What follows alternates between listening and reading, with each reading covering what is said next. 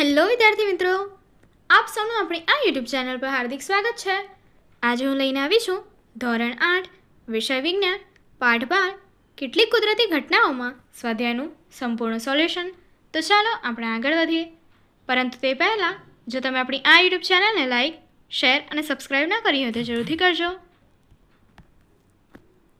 પાઠ 12 કેટલીક કુદરતી ઘટનાઓ સ્વાધ્યાયનું સંપૂર્ણ સોલ્યુશન આજે કરીશું, જે તમને પરીક્ષામાં ખૂબ ઉપયોગી નીવડશે અને આ જવાબો તમે વિજ્ઞાનની નોટબુકમાં પણ લખી શકો છો।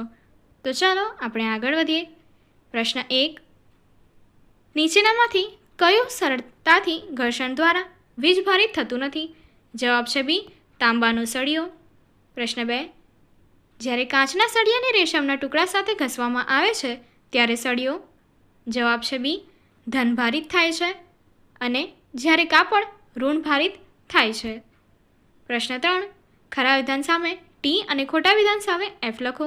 પહેલું, સમાન વીજભાર એકબીજાને આકર્ષે છે, તો અહીંયા આવશે એફ એટલે કે વિધાન ખોટું છે।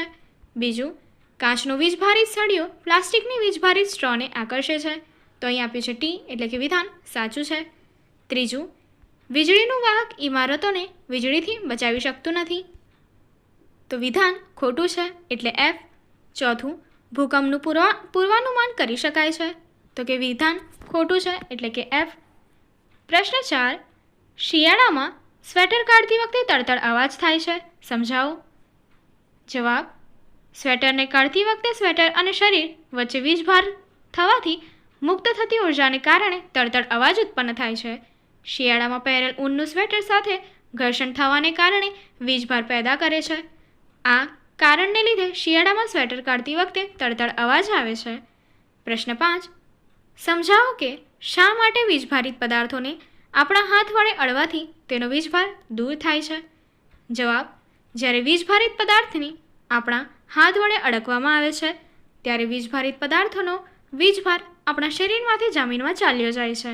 મનુષ્યનું શરીર વિદ્યુતનું સુવાહક છે, આમ આ રીતે વીજભારિત પદાર્થનો વીજભાર દૂર થાય છે। પ્રશ્ન 6, ભૂકંપની વિનાશકતાને કયા માપક્રમ વડે માપી શકાય છે? તેનું નામ જણાવો। કોઈ એક ભૂકંપની સ્કેલ પર તીવ્રતા 3 નોંધાય છે, શું તે સ્પિગ્મોગ્રાફ વડે નોંધાશે? શું તે વધુ વિનાશ નોંધાશે? જવાબ, કોઈ ભૂકંપની સ્કેલ પર તીવ્રતા 3 હોય તો સ્પિગ્મોગ્રાફ વડે નોંધાય છે। ભૂકંપની તીવ્રતા માપવાનો એકમ રિક્ટર સ્કેલ છે। ભૂકંપની તીવ્રતા 3 હોય તે ભૂકંપની ખાસ અસર જોવા મળે નહીં, તેમજ તે વિનાશ નોતરે નહીં। પ્રશ્ન 7, આપણી જાતને વીજળીથી બચાવવાના 3 ઉપાયો જણાવો। તો જોઈએ, પહેલું, આપણા ઘરની તમામ લાઇટો અથવા સ્વિચો બંધ રાખવી। બીજું, વીજળી અને ગાજવીજ વખતે ઘરની બહાર ન રહેવું જોઈએ। ત્રીજું, ખુલ્લામાં ન રહેતા કોઈ પણ વસ્તુનો આશ્રય લેવો। પ્રશ્ન 8, શા માટે વીજભારિત ફુગ્ગો બીજા વીજભારિત ફુગ્ગાને અપાકર્ષે છે, જ્યારે વીજભારિત ન હોય તેવો ફુગ્ગો અન્ય વીજભારના ફુગ્ગાને આકર્ષે છે? તો જવાબ છે, વીજભારિત ફુગ્ગો અન્ય વીજભાર વગરના ફુગ્ગાને આકર્ષે છે। બે ફુગ્ગા પર સમાન પ્રકારનો વીજભાર હોય છે, તેઓને એકબીજાની નજીક લાવતા સમાન વીજભાર ધરાવતા ફુગ્ગા એકબીજાને આકર્ષે છે। કારણ, વીજભારિત ફુગ્ગો કાગળ જેવી હલકી વસ્તુઓને આકર્ષે છે, તે રીતે હલકી વસ્તુઓ ફુગ્ગાને પણ આકર્ષે છે। પ્રશ્ન 9, જે સાધનની મદદથી પદાર્થના વીજભાર શોધી શકાય તેને આકૃતિ વડે સમજાવો। તો ચાલો જોઈએ। પ્રવૃત્તિની આકૃતિ તમને અહીં આપી દેવામાં આવી છે। જવાબ જોઈએ, પદાર્થ પર વીજભાર છે કે નહીં તે જાણવા સાદું ઇલેક્ટ્રોસ્કોપ સાધન વપરાય છે। બાજુમાં સાદું ઇલેક્ટ્રોસ્કોપ દર્શાવેલ છે। વીજભારિત રિફિલ આકૃતિમાં દર્શાવ્યા મુજબ પેપર ક્લિપના બહારના છેડાને અડાડતા વીજભારિત એલ્યુમિનિયમ ફોઇલની 2 પટ્ટીને મળે છે। બંનેને સમાન વીજભાર મળતા પટ્ટીઓ વચ્ચે અપાકર્ષણ થાય છે અને એકદમ પહોળી થાય છે। એલ્યુમિનિયમની ફોઇલની પટ્ટીઓનું પહોળા થવું એ પદાર્થ વીજભારિત છે એમ સૂચવે છે। જો પદાર્થ એટલે કે રિફિલ પેપર ક્લિપને અડાડતા પટ્ટીઓ પહોળી થતી ન હોય તો આ સ્થિતિ પદાર્થ વીજભારિત નથી એમ સૂચવે છે। આમ ઇલેક્ટ્રોસ્કોપની મદદથી પદાર્થ વીજભારિત છે કે નહીં તે જાણી શકાય છે। પ્રશ્ન 10, ભારતમાં ભૂકંપની સૌથી વધુ શક્યતા હોય તેવા 3 રાજ્યોના નામ આપો. તો જોઈએ, ભારતમાં સૌથી વધુ શક્યતા હોય તેવા 3 રાજ્યોમાં પહેલું ગુજરાતનું કચ્છ વિસ્તાર, બીજું રાજસ્થાન અને ત્રીજું કાશ્મીર છે. પ્રશ્ન 11. માની લો કે તમે ઘરની બહાર છો અને ભૂકંપ આવે છે. તમે તમારી જાતના રક્ષણ માટે શું પગલાં લેશો?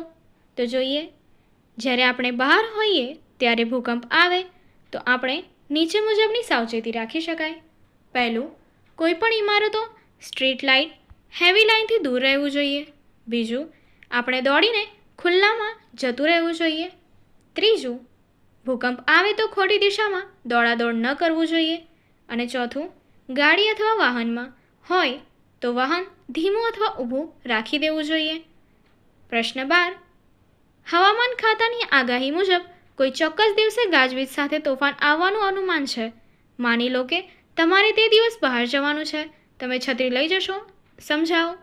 તો જોઈએ, ગાજવીજ સાથે તોફાની વરસાદ અથવા વાતાવરણમાં છત્રી સાથે બહાર જવું યોગ્ય નથી, કારણ કે છત્રીને ઉપર અણીદાર સળીઓ હોય છે, જે વીજળી પડે ત્યારે તે અણીદાર અને વિદ્યુત વાહક પર ત્રાટકવાની વધારે શક્યતા છે. આથી છત્રી લઈને આવા તોફાની વાતાવરણમાં નીકળવું અઘરું અથવા ભયંકર સાબિત થઈ શકે છે. આગળની એક્ટિવિટી જોવા માટે અહીં આપેલી એન્ડ સ્ક્રીનને ક્લિક કરો. Thank you.